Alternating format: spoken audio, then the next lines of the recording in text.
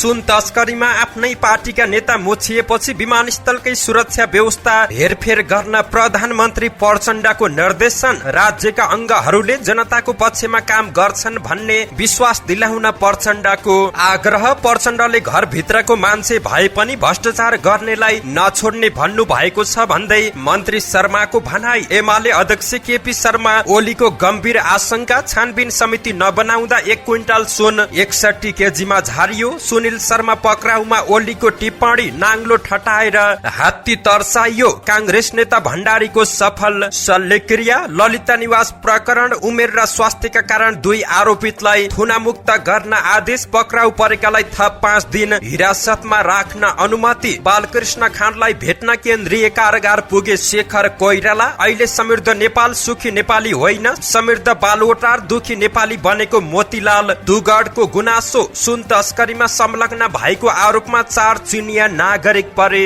पक्राउ। एमाले सडकमा जान तयार भएको महेश बस्नेतको चेतावनी। कर्णालीमा नियमित उडान नहुँदा 4 बालकले गुमाए ज्यान। डेलिगेसन लिएर सांसदहरू मन्त्रालयमा। क्यानले कर्णालीमा लगाएको वायु प्रतिबन्ध। 3 दिनभित्र फुकुवा गर्ने मन्त्री किराँतीको प्रतिबद्धता। पुनः मतदानको माग गर्दै झलनाथ खनाल सहित 16 नेताले दिएको रिट हेर्न नभ्याइनेमा राष्ट्रपति सभापति रवि लामिछाने र चिनिया राजदूत सोङ बीच भेटवार्ता। नेवी संघ असन्तुष्ट पक्षले सुरु गरे केन्द्रीय कार्यालयमा अनसन। स्वदेशमै अवसर खोजौं, विदेश जाने बित्तिकै सबै कुरा प्राप्त गर्न नसकिने अर्थमन्त्री प्रकाश शरण महतको भनाई। कांग्रेसले धैर्य राख्दासम्म मात्रै माओवादीको फुर्ती हो। प्रचण्ड र माधवलाई एमालेमा ठाउँ नरहेको शंकर पोखरेलको भनाई। उपराष्ट्रपति यादवले गरे चिनिया पक्षलाई लगानी गर्न आह्वान। पोखरालाई पर्यटकीय राजधानी घोषणा गरिने। एमसीसी परियोजना अन्तर्गत प्रसारण लाइनका लागि पाल्पामा जग्गा अधिग्रहण सुरु गरियो। सामाजिक सञ्जालमा केटी बनेर रेस्टुरेन्टमा बोलाउँदै लाखौं रुपियाँ असुल गर्ने 2 जना परे पक्राउ। ललितपुरमा टिपरमा आगो लगाएर बीमाको रकम लिन खोज्ने दाजुभाइ सहित 3 जना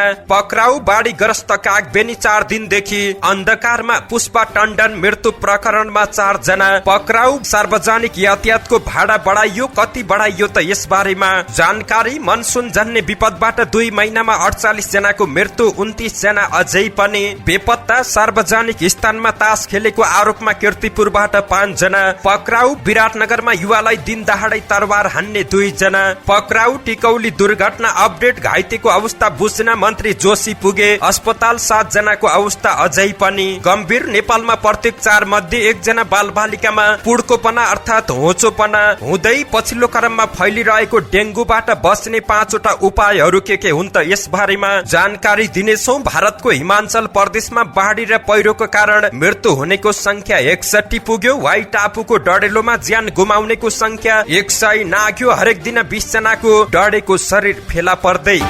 दर्शक महानुभाव नमस्कार, तपाईँ हेर्दै हुनुहुन्छ नेपाल पोस्ट। म गोविन्द चपागाई। आज मिति विक्रम सम्वत 2080 साउन महिनाको 32 गते बिहिबार। यसबीचसम्म 2023 अगस्त 17 तारिक। यसै गरी आज साउन शुक्ल प्रतिपदा तिथि पनि रहेको छ। दर्शक बिन सदा चाहिँ आज पनि उपस्थित भएका छौं। विशेष गरी देशको पछिल्लो राजनीतिक अवस्था के कस्तो रहेको छ त, ललिता निवास प्रकरण, सुन काण्डको पछिल्लो अपडेट, स्वास्थ्य सम्बन्धी जानकारी लगायत देश तथा विदेशमा घटेका घटना अनि आज दिनभरि कहाँ के हुँदैछ त सम्पूर्ण जानकारीहरू लिएर यहाँ सामु उपस्थित भएका छौं। दर्शक महानुभाव, हामीलाई कुन ठाउँदेखि हेर्दै हुनुहुन्छ अनि कस्तो लाग्दैछ त हामी प्रति कुनै प्रतिक्रिया छन् भने कृपया तलको कमेन्ट बक्समा आफ्नो प्रतिक्रिया उल्लेख गर्न सक्नुहुन्छ। तपाईको प्रतिक्रियालाई मनन गर्दै अगाडि बढ्नेछौं। सकेसम्म देशभरिका अपडेटलाई समेट्ने कोसिस गर्नेछौं। समाचार समय अवधिसम्म हामी सँगै रहनुहोला। हाम्रो मेहनतको लागि यो भिडियोमा एउटा लाइक भने अवश्य गरिदिनु होला। शुभ बिहानी सँगै समाचारको दैलो उघारौं। सुन तस्करीमा आफ्नै पार्टीका नेता मुछिएपछि विमानस्थलकै सुरक्षा व्यवस्था हेरफेर गर्न प्रधानमन्त्री प्रचण्डको निर्देशनको प्रसंगबाट।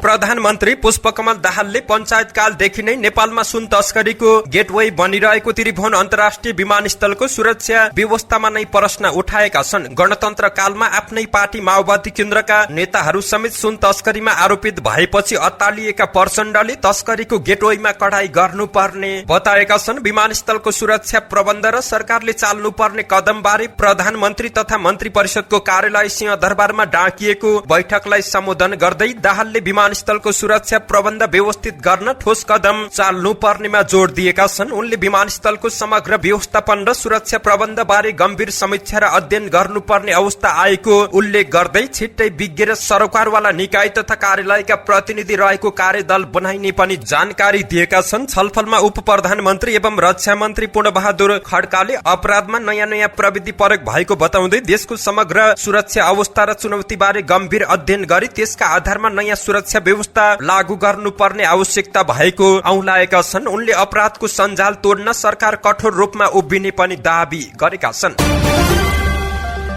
सरकारकी प्रवक्ता एवं संचार तथा सूचना प्रविधि मन्त्री रेखा शर्माले सरकारले खोलेका सबै प्रकरणको छानबिन निष्कर्षमा पुग्ने दावी गरेकी छिन्। हिजो बुधबार दाङको घोराईमा प्रेस सेन्टरले गरेको पत्रकार सम्मेलनमा मन्त्री शर्माले सरकारले खोलेका सबै खालका प्रकरणको फाइल गम्भीरताका साथ हेरिरहेको जानकारी दिएकी हुन्। अहिले ती प्रकरणहरूमा अनुसन्धान भइरहेको र निष्कर्षमा पुग्ने पनि उनको भनाइरहेको छ। उनले भनिन् विगतका प्रकरणमा भएका अनुसन्धान हेर्दा बिचैमा रोकिन्छ कि भन्ने आशंका उठ्नु स्वाभाविक रहेको छ, तर अहिले त्यस्तो छैन। सरकारले आफ्नै घरको मान्छेलाई पनि नछोड्ने बाचा प्रचण्ड आफैले गरेको पनि उनको भनाइ रहेको छ। भ्रष्टाचार अनियमितताका विरुद्धमा लड्न सरकारलाई सबैको साथ र सहयोग आवश्यक पर्ने पनि मन्त्री शर्माको भनाइ रहेको छ।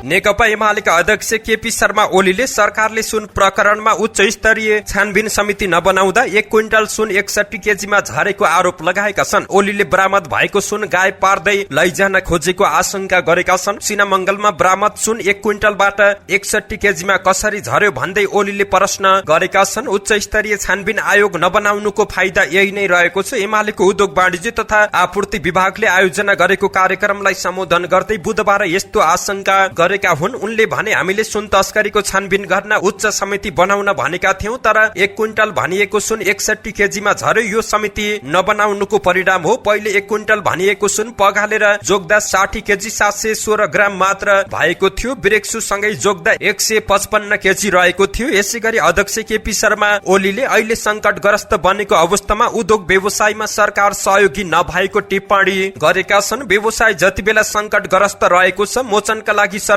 चाहिने, तर सरकार सहयोगी नभएको उनको आरोप रहेको छ। अहिलेको सरकार सहयोगी छैन। उद्योग बन्द रहेका छन्, अप्ठ्यारोमा परेका छन्। सरकारलाई मतलब रहेको छैन। उद्योग धन्दा सकसमा पर्दा सरकारले सहजीकरण गर्नुपर्ने ओलीको भनाइ रहेको छ। उनले उद्योगी व्यवसायका समस्या समाधानका लागि सदनमा सरकारसँग नीतिगत डिलमा एमालेले सशक्त भूमिका निभाउने पनि बताएका छन्। त्यस्तै उनले नेपाली कांग्रेसका सांसद सुनिल शर्माको पक्राउका विषयमा प्रतिशोधी राजनीति गर्न खोजिएको टिप्पणी गर्दै गठबन्धनको संसद समातेर नाङ्लो ठटाएर हात्ती तर्साएको उनको आरोप रहेको छ। नेपाली कांग्रेसका नेता तथा सांसद डाक्टर चन्द्र भण्डारीको सफल शल्यक्रिया गरिएको छ। करिब 6 महिना पहिले बुद्धनगर स्थित आफ्नो घरको भान्साकोठामा ग्यास चुहिएका कारण लागेको आगलागीमा परि घाइते भएका उनको हिजो कीर्तिपुर स्थित बर्न सेन्टरमा 5 घण्टा लगाएर हात र पछाडिको भागको शल्यक्रिया गरिएको छ। अस्पतालका प्लास्टिक सर्जन डाक्टर शंकरमान राईले पूर्व निर्धारित उपचार प्रक्रिया अनुसार नै उनको शल्यक्रिया गरिएको जानकारी दिएका छन्। उनको शल्यक्रियाका लागि क्यानाडाबाट अमेरिकी मूलका चिकित्सक डाक्टर आफ्नै खर्चमा नेपाल आएका थिए। सांसद भण्डारी निकट कांग्रेस नेता माधव नेउपानेले भण्डारीको 5 घण्टा लगाएर सफल शल्यक्रिया भएको र केही समय पछि नै होस आएको जानकारी दिएका छन्। नेता भण्डारीलाई अहिले सघन उपचार कक्षमा राखिएको छ।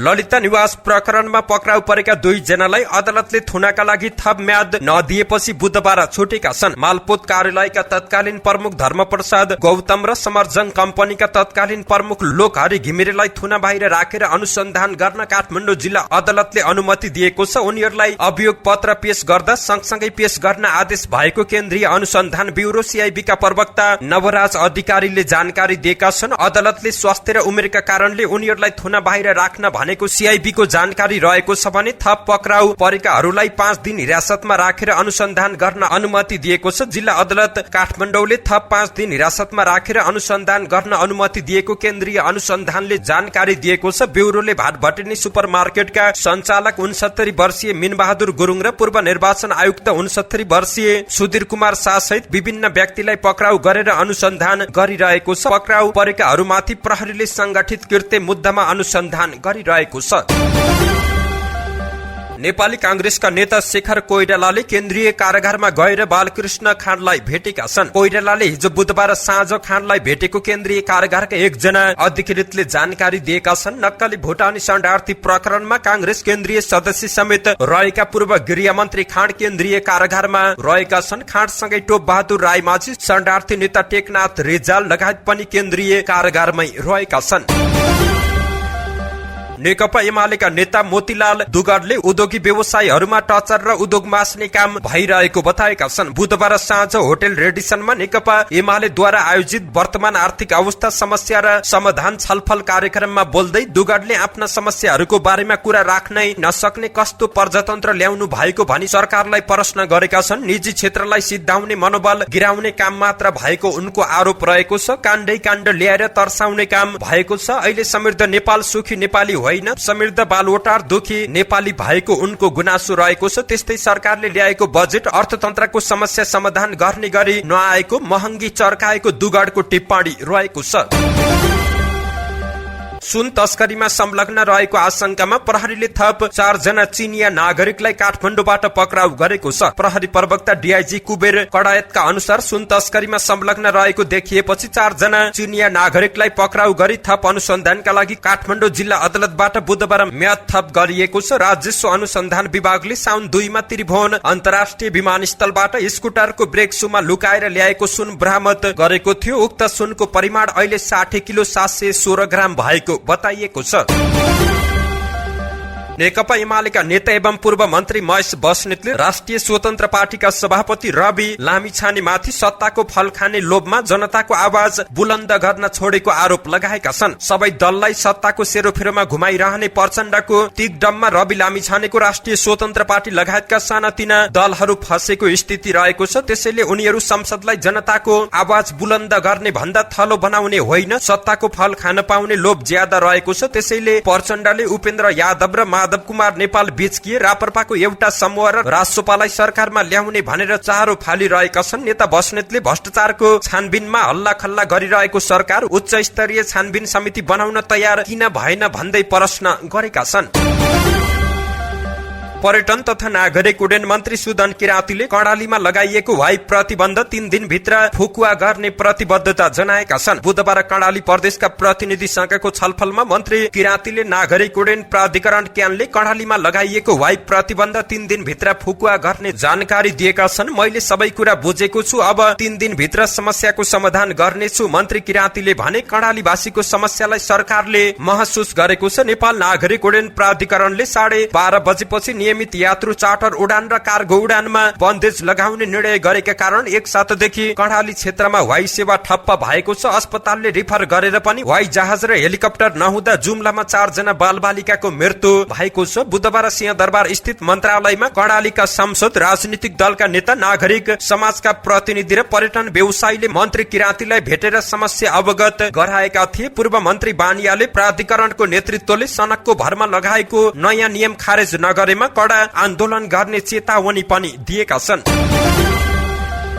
गत मक्सिर 4 मा भएको प्रतिनिधि सभा तथा राष्ट्रिय सभा निर्वाचनमा मतदान तथा मतगणनामा धाँधली भएको भन्दै सर्वोच्च अदालतमा परेको रिटमाथि सुनवाई हेर्दैमा रोकिएको छ। दोहोऱ्याएर मतगणना गरी पाऊँ भनी सर्वोच्चमा 16 वटा रिट निवेदन परेका थिए। रिटको पेशी कामु प्रधान न्यायाधीश विशम्बर प्रसाद श्रेष्ठको नेतृत्वमा गठित संवैधानिक इजलासमा तोकिए पनि हेर्न नभ्याइने सूचीमा राखिएको सर्वोच्च अदालत प्रशासनले जानकारी दिएको छ। रविदत्त मिश्र, उमाशंकर अर्गरिया, गणेश पौडेल, डम्बरबहादुर खड्का, विदेश्वर यादव, सुकेश्वर यादव, काली प्रसाद साक्य, सुरेन्द्र प्रसाद चौधरी, झलनाथ खनाल, महेन्द्र यादव, बलदेव रेग्मी, कर्णबहादुर थापा, लालबहादुर थापा, बुद्धिमान श्रेष्ठले मतदान र मतगणनामा धाँधली भएको र पुनः मतदान र मतगणनाको माग गर्दै निर्वाचन आयोग विरुद्ध सर्वोच्चमा रिट दिएका थिए। डम्बरबहादुरको तर्फबाट भने उनका वकिलले सुनवाई स्थगित गर्न लगाएका थिए। नेकपा एकीकृत समाजवादीका सम्मानित नेता झलनाथ खनाल र नेकपा एमालेका श्रेष्ठले निर्वाचन बदर गरी पुनः निर्वाचन गराइ पाऊँ भनी रिट निवेदन दिएका थिए। यसका नेता खनाल इलाम क्षेत्र नम्बर 1 मा नेकपा एमालेका महेश बस्नेतसँग पराजित भएका थिए। एमालेका श्रेष्ठ स्याङ्जाको प्रदेश सभा क्षेत्र नम्बर 2 को 2 बाट नेपाली कांग्रेसका महेश भट्टराईसँग पराजित भएका थिए।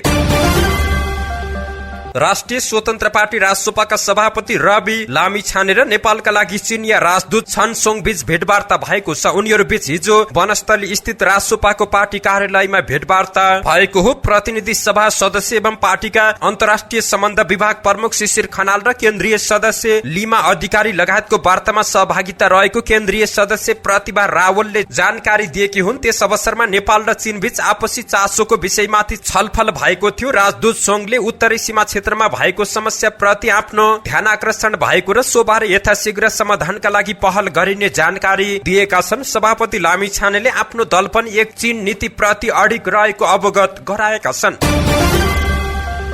नेपाल विद्यार्थी संघ नेवी संघको विधान सम्मत केन्द्रीय समिति विस्तार पक्षधर संघर्ष समितिले रिले अनसन शुरू गरेको छ। केन्द्रीय पार्टी कार्यालय सानेपामा नेवी संघको असन्तुष्ट पक्षले बुधबारदेखि रिले अनसन शुरू गरेको छ। केही दिन अघि मात्रै नेवी संघको केन्द्रीय तदर्थ समिति गठन गरिएको थियो। उक्त समिति समावेशी नभएको भन्दै असन्तुष्ट पक्षले अनसन शुरू गरेका छन्। उनीहरूले तदर्थ समिति अवैधानिक भएको आरोप समेत लगाएका छन्। उनीहरूले नेवी संघको केन्द्रीय कार्य समिति विधान सम्मत सबैको प्रतिनिधित्व हुने गरी समावेश गर्न माग गरेका छन्। नेवी संघलाई पूर्णता दिन पनि उनीहरूको माग रहेको छ। अर्थमन्त्री डाक्टर प्रकाश शरण महतले उद्यमशीलता विकासको अवसर विदेशमा भन्दा स्वदेशमै रहेको र यसको नेतृत्व युवाले गर्नुपर्ने बताएका छन्। राष्ट्र निर्माण मञ्च नेपाल र उद्यमशील युवा सृजनशील युवा राष्ट्रिय अभियानले हिजो काठमाडौँमा आयोजना गरेको कार्यक्रमलाई सम्बोधन गर्दै उनले विदेश जाने बित्तिकै सबै कुरा प्राप्त गर्न सकिन्छ भन्ने भ्रमबाट युवाहरूलाई मुक्त गर्न जरुरी भएको बताएका छन्। हामी कहाँ विकास हुन बाँकी रहेको छ, यसकारण यहाँ अवसर प्रशस्त रहेका छन्। विदेशमा सबै भौतिक सुविधा हुँदा पनि त्यहाँ खुसी रहेका छैनन्। बाहिरबाट सबै सुविधा देखिए पनि भित्र खोक्रो रहेको छ। अर्थमन्त्री डाक्टर प्रकाश शरण महतको भनाई रहेको छ, सरकारले अनुदान, सस्तो ऋण, कर छुट लगायतका सुविधा दिइरहेको छ। अहिले युवाहरूमा विदेश गएन भने आफ्नो हैसियत सानो र कमजोर भएको भन्ने गलत सोचाइ हाबी हुँदै गएको उनको भनाइ रहेको छ। अर्थमन्त्री डाक्टर महतले मुलुकको अर्थतन्त्र लयमा फर्किएको र आर्थिक समृद्धिको लक्ष्य हासिल गर्न सकारात्मक सोच राख्नुपर्ने पनि बताएका छन्। नेकपा एमालेका महासचिव शंकर पोखरेलले एमालेमा माओवादी कार्यकर्ताहरूको लागि ढोका खुल्ला रहेको बताएका छन्। कैलालीमा अगुवा कार्यकर्ता भेलालाई सम्बोधन गर्दै पोखरेलले माओवादी भित्र बलिदानी गरेका कार्यकर्ताहरूलाई स्वागत गर्ने तर माओवादी अध्यक्ष पुष्पकमल दाहाल प्रचण्ड र नेकपा एकीकृत समाजवादीका अध्यक्ष माधव कुमार नेपालको लागि भने ढोका बन्द रहेको टिप्पणी गरेका छन्। उनले भने माओवादी भित्र बलिदानी गरेका कार्यकर्ताहरू वामपन्थी आन्दोलनका सम्पत्ति हुन्। बलिदानका लागि लडेका, राष्ट्रको लागि समाजको लागि केही गर्छु भन्नेहरूको लागि प्रचण्डले धोका दिए पनि हामी स्वागत गर्न तयार रहेका छौं। हामीले स्वागत नगर्ने भनेको दुई जनालाई मात्रै हो, माधव नेपाल र पुष्पकमल दाहाल प्रचण्डलाई स्वागत गर्दैनौ, अरु बाँकीलाई ढोका खुल्ला रहेको छ। माओवादी नेतृत्वको सरकार कांग्रेसले दाबी गर्दासम्म मात्रै चल्ने पोखरेलको दाबी रहेको छ। नक्कली शरणार्थी प्रकरणमा आर्जु राणा देउवाको नाम आएपछि छानबिन सेलाउँदै गएको भन्दै सुन प्रकरणमा पनि माओवादी नेताहरूकै नाम आएपछि अनुसन्धान प्रभावित हुन सक्ने बताएका छन्। आगामी निर्वाचनमा बलियो शक्ति सहित एकल बहुमतको सरकार गठन गर्ने योजना सहित पार्टी अगाडि बढेको र सोही अनुसार अघि बढ्ने उनले नेता कार्यकर्तालाई निर्देशन दिएका छन्। विगतमा कोरोना संक्रमणका बेला एमाले नेतृत्वको सरकारले थुप्रै काम गरेको भन्दै पोखरेलले अहिले डेंगूले जनता आक्रान्त हुँदा र दर्जनौले ज्यान गुमाउँदा पनि सरकार गम्भीर नभएको बताएका छन्। उनले लम्पी स्किनबाट किसानलाई परेको मर्का सरकारले नबुझेको आरोप समेत लगाएका छन्। उपराष्ट्रपति रामसाय प्रसाद यादवले नेपालमा चिनिया लगानीका लागि आग्रह गरेका छन्। चीनको वाणिज्य मन्त्रालय र युनान प्रान्तले आयोजना गरेको 7औं चीन दक्षिण एसियाली प्रदर्शनी र 27औं चीन खुम्निङ आयात निर्यात मेलाको उद्घाटन समारोहमा उपराष्ट्रपति यादवले दुई देश बीचको आर्थिक सम्बन्ध सुधारका लागि जलविद्युत, पर्यटन, भौतिक पूर्वाधार निर्माणका क्षेत्रमा नेपालमा लगानीका लागि आग्रह गरेका छन्। गत सोमबार सो प्रदर्शनीको उद्घाटनका लागि चीन सरकारको निम्तामा चीनको युनान प्रान्तको खुम्निङ आयोजित समारोहमा सहभागी हुन पुगेका उपराष्ट्रपति यादवले प्रदर्शनीमा सहभागी हुन पुगेका नेपाली व्यापारी र चीनिया व्यापारीहरूसँग छलफल गरेका छन्। सोही कार्यक्रममा उपराष्ट्रपति यादव र चीनका विदेश मन्त्री वाङ यी बीच साइडलाइन भेटवार्ता भएको चीन स्थित नेपाली राजदूतावासले जारी गरेको विज्ञप्तिमा उल्लेख रहेको छ।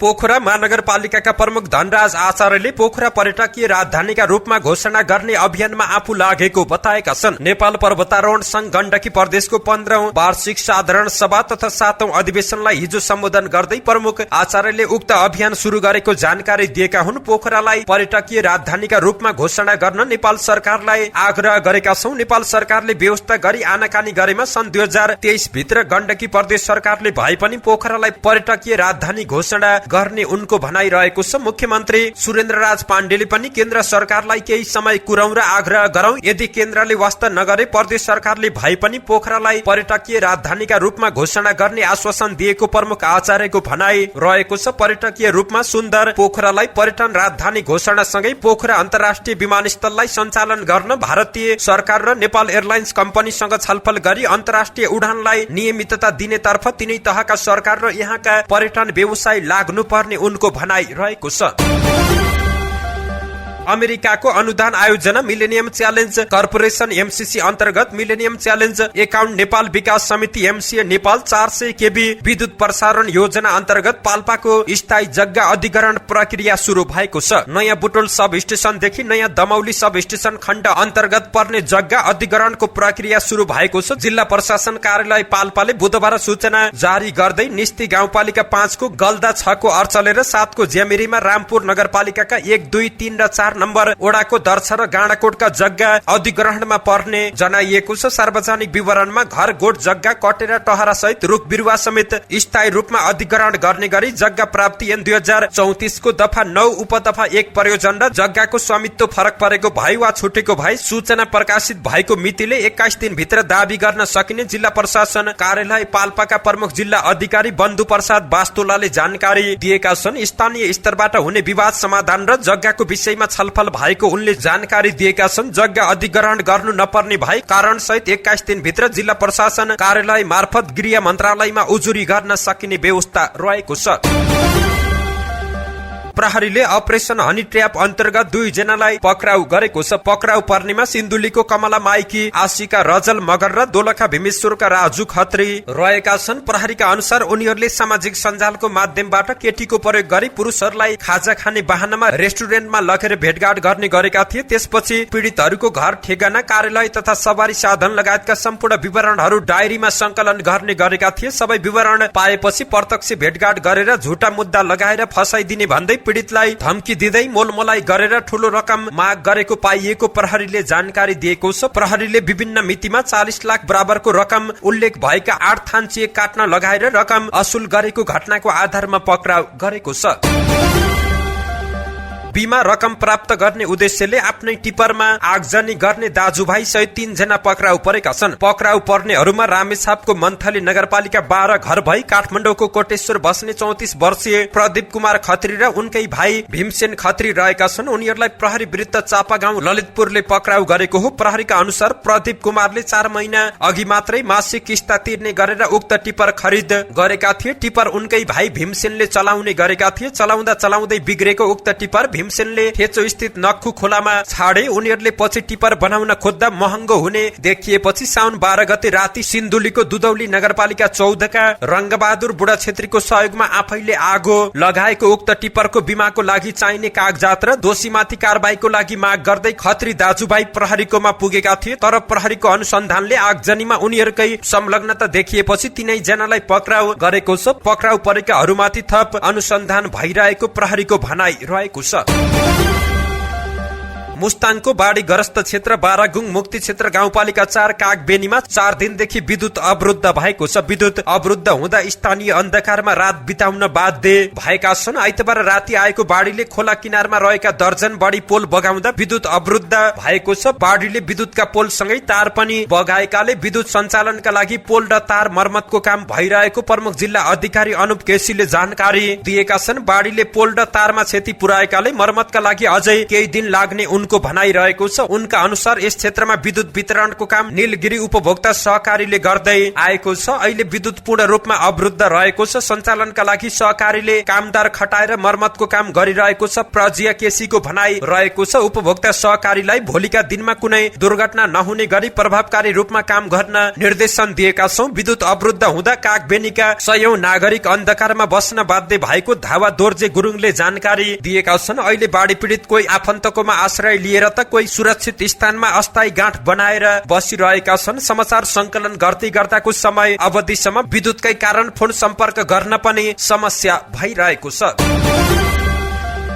रूपन्देही तिलोत्तोमाकी 36 वर्षीय पुष्पा टण्डनको मृत्युको अनुसन्धानका लागि प्रहरीले 4 जनालाई पक्राउ गरेको छ। घटनाको 5औं दिन प्रहरीले पुष्पाका छिमेकी रञ्जित भुसाल र उनकी पत्नी लक्ष्मी पोखरेल भुसाल सहित 4 जनालाई पक्राउ गरेको छ। पुष्पाका आफन्तले उनीहरू विरुद्ध प्रहरीमा आत्महत्या दुरोत्साहन मुद्दामा किटानी जाहेरी दिएका थिए। इलाका प्रहरी कार्यालय बुटोलका प्रमुख प्रहरी नायब उपरीक्षक दानबहादुर थापाले किटानी जाहेरीका आधारमा आवश्यक अनुसन्धानका लागि उनीहरूलाई पक्राउ गरिएको जानकारी दिएका छन्। पक्राउ परेका अन्य 2 जनाको नाम भने प्रहरीले खुलाएको छैन। गुल्मी दरबार गाउँपालिकाकी पुष्पा टण्डन छोरा र छोरीको साथमा रूपन्देहीको तिलोत्तोमा नगरपालिका 4 मा बस्दै आएकी थिइन्। 27 साउनमा सालझण्डी नजिकै फायर लाइनमा रुखमा झुन्डिएको अवस्थामा उनको शव भेटिएको थियो। उनका आफन्तले पुष्पा आफै झुन्डिएको नभई कसैले हत्या गरेको दाबी गर्दै दोषीलाई कारबाहीको माग राखेर आन्दोलन गर्दै आएका छन्। पुष्पाका श्रीमान भने वैदेशिक रोजगारीको सिलसिलामा कोरियामा रहेका थिए, तर पुष्पाको मृत्युपछि घर फर्केका छन्। पेट्रोलियम पदार्थको मूल्य वृद्धि भएसँगै यातायात व्यवस्था विभागले सार्वजनिक यातायातको भाडा पनि बढाएको छ। नेपाल आयल निगमले मंगलबार रातिदेखि लागू हुने गरी पेट्रोलमा प्रति लिटर 5 रुपियाँ र डिजेल र मट्टीतेलमा 14 रुपियाँ मूल्य बढाएको छ। त्यसपछि बुधबार यातायात व्यवस्था विभागले यात्रुवाहक र मालवाहक सवारीको भाडा पनि वृद्धि गरेको छ। नयाँ भाडा अनुसार यात्रुवाहक सवारी साधनको 4.70%, पहाडी बाटोमा सञ्चालन हुने मालवाहक सवारीको 6.15% र तराईमा चल्ने मालवाहक सवारीको 6.83% ले भाडा बढेको छ। यस वर्ष मनसुन शुरू भएपछिको 2 महिनामा मनसुन जन्य विपदका घटनामा परि 48 जनाको मृत्यु भएको छ। यस वर्ष मनसुन जेठ 31 गतेबाट शुरू भएको थियो। 2080 जेठ 31 गतेबाट असार 30 गतेसम्मको अवधिमा भएका मनसुन जन्य विपदका घटनामा परि 29 जना बेपत्ता भएको गृह मन्त्रालयको विपद पूर्व तयारी तथा प्रतिकार शाखाले जानकारी दिएको छ। शाखाको विवरण अनुसार पछिल्लो 2 महिनामा मनसुन जन्य विपदका घटनामा परि 60 जना घाइते भएका छन्। ती घटनाले 190 घर पूर्ण रूपमा क्षति र 696 घर आंशिक रूपमा क्षति भएका छन्। मनसुन जन्य विपदका घटनामा परि संखुवा सभाका 19, ताप्लेजुङ र 5 थरमा 3, दोलखा र मकवानपुरमा 2 जना बेपत्ता भएका छन्। प्रहरीले सार्वजनिक स्थानमा जुवा तास खेलेको आरोपमा 5 जनालाई पक्राउ गरेको छ। प्रहरी विरुद्ध कीर्तिपुरबाट खटिएको प्रहरी टोलीले कीर्तिपुर नगरपालिका 3 देवढोका स्थित सार्वजनिक स्थलमा तास खेल्दै गरेका 69 वर्षीय रामशरण महर्जन सहित 5 जनालाई पक्राउ गरेको छ। पक्राउ परेका माथि प्रहरीले जुवा तास मुद्दामा अनुसन्धान थालेको छ। उनीहरूको साथबाट प्रहरीले 30,000 नगद रुपियाँ र 3 बुक तास समेत बरामद गरेको छ। विराटनगरमा युवामाथि तरवार प्रहार गरेको घटनामा संलग्न भएको आरोपमा 2 जना पक्राउ परेका छन्। जिल्ला प्रहरी कार्यालय मोरङले जनाए अनुसार घटनामा संलग्न भएको आरोपमा विराटनगर महानगरपालिका 18 का 22 वर्षीय समीर हुसेन र विराटनगर 16 का 24 वर्षीय अशोक अन्सारी पक्राउ परेका छन्। नेपाल भारत सीमा क्षेत्र नजिकबाट बुधबार बिहान 2 बजेतिर हुसेन र अन्सारीलाई पक्राउ गरिएको जिल्ला प्रहरी कार्यालय मोरङका प्रहरी निरीक्षक मोहन पोखरेलले जानकारी दिएका छन्। घटनामा विराटनगर 8 का 22 वर्षीय मोहम्मद हलिम गम्भीर घाइते भएका थिए। उनको दुवै हातमा गहिरो चोट लागेको छ। साउन 29 गते सोमबार मोटरसाइकलमा 3 जनाको समूहमा आएका युवाले मोहम्मद हलिमलाई तरवार प्रहार गरेका थिए। उनको विराटनगर स्थित नोबेल अस्पतालमा उपचार जारी रहेको छ।